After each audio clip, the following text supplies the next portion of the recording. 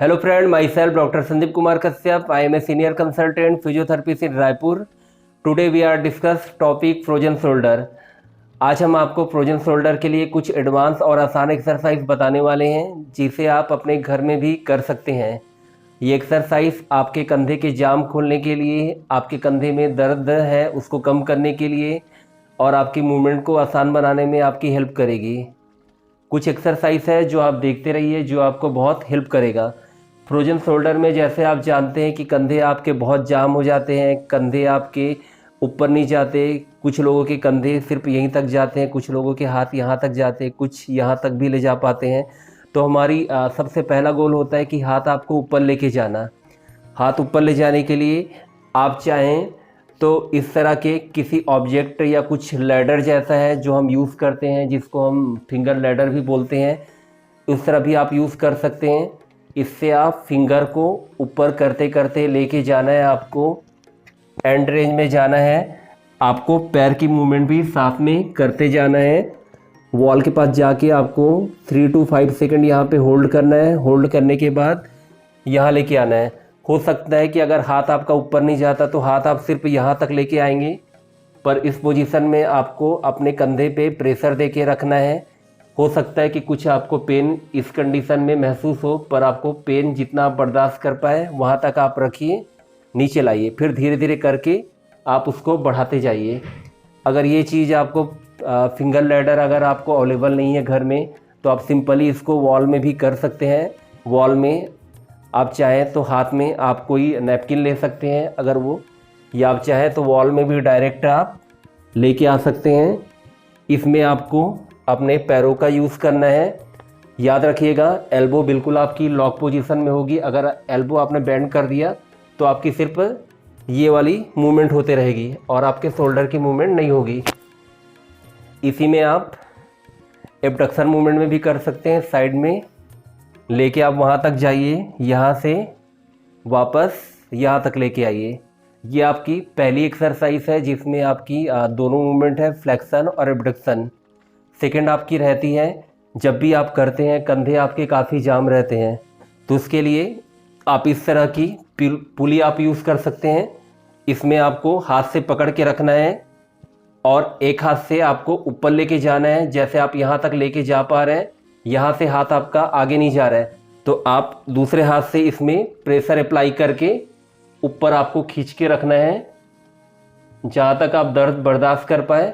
फिर वापस लेके आना है, फिर आपको ऊपर यहाँ तक आपका हाथ गया, दूसरे हाथ से आप इसको ऊपर आप खींचेंगे जहाँ तक आप दर्द बर्दाश्त कर पाए।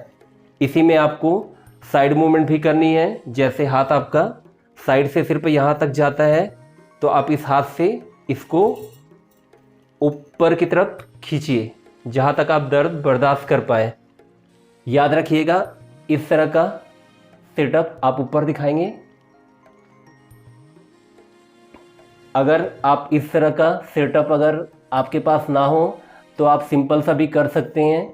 इस तरह की पुली है आपकी, वो आपकी मार्केट में आती है, या कोई भी आप एक रॉड आप लगा सकते हैं, वहाँ से आप एक चुन्नी या आप चादर है यहाँ से क्रॉस करते हुए आप लेके आ सकते हैं, उससे भी आप कर सकते हैं। उससे भी आप खींच सकते हैं, चादर यहाँ से रहेगी, आप हाथ से ऊपर की तरफ खींच सकते हैं। तीसरी आपकी रहेगी शोल्डर में मूवमेंट के लिए। जैसे कि आप देख रहे हैं कि हम यहाँ पे एक्सरसाइज के लिए मशीनों का यूज़ करते हैं, जिसमें आप क्या होता है फ्रोजन शोल्डर में आपकी इंटरनल रोटेशन और आपकी एक्सटर्नल रोटेशन इफेक्ट होती है। इंटरनल रोटेशन मतलब आपके कंधे अंदर की तरफ घूमना। इस वाले मूवमेंट का आपका काम तब पड़ता है जब आप अपने हाथ को पीछे की तरफ लेके जाते हैं, जब आप कुछ कपड़ा पहनते हैं, या आपको अपने हाथ पीछे की तरफ लेके जाने होते हैं। उसी प्रकार इस मूवमेंट को हम एक्सटर्नल रोटेशन बोलते हैं। इसका काम तब होता है जब हम हाथ बाहर की तरफ लेके जाते हैं, आपके कंधे बाहर की तरफ घूमते हैं। इसका काम तब होता है जब हम कंघी करते हैं या कोई ऐसी मूवमेंट करते हैं जिसमें हाथ आपको ऊपर ले जाके अपने हाथ को सिर के पीछे की तरफ लेके जाना होता है। तो इस रोटेशन को मूवमेंट भी ज़रूरी है, तो इसके लिए हम इस वाली मशीन का यूज़ करते हैं जो हमारे शोल्डर के रोटेशन के लिए हेल्प करता है। क्लॉकवाइज मूवमेंट होती है, इसी प्रकार एंटी क्लॉकवाइज मूवमेंट होती है।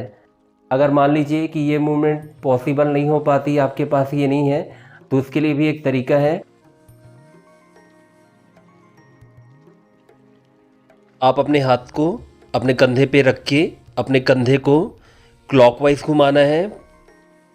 उसी प्रकार आपको अपने कंधे को एंटी क्लॉकवाइज घुमाना है।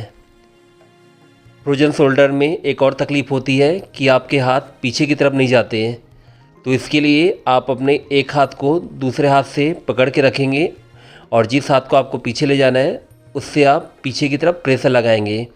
इसी प्रकार इसको आप ऊपर की तरफ भी कर सकते हैं। आप अपने हाथ को दूसरे हाथ से पकड़ते हुए अपने हाथ को पीछे की तरफ खींचना है। तो ये तो रही आपको कुछ एक्सरसाइज जो आपके शोल्डर पेन के लिए काफ़ी अच्छा है। आपके फ्रोजन शोल्डर, आपके शोल्डर पेन, आपके कंधे में अकड़न को ठीक करने के लिए काफ़ी अच्छा है। अगर आपको हमारे दिखाए हुए वीडियो पसंद आते हैं तो हमारे चैनल को लाइक, शेयर और सब्सक्राइब करिए ताकि हम इसी प्रकार आपके लिए और भी अच्छी इन्फॉर्मेटिव वीडियो लेके आ सकें। अगर आपके कुछ भी कमेंट है तो आप हमें कमेंट सेक्शन में बताइए कि आप किस प्रकार की वीडियो देखना चाहेंगे। हम आपके लिए उसी प्रकार वीडियो लेके आएंगे। अगर आप इस वीडियो का पार्ट 2 देखना चाहते हैं तो हमारे चैनल को सब्सक्राइब करिए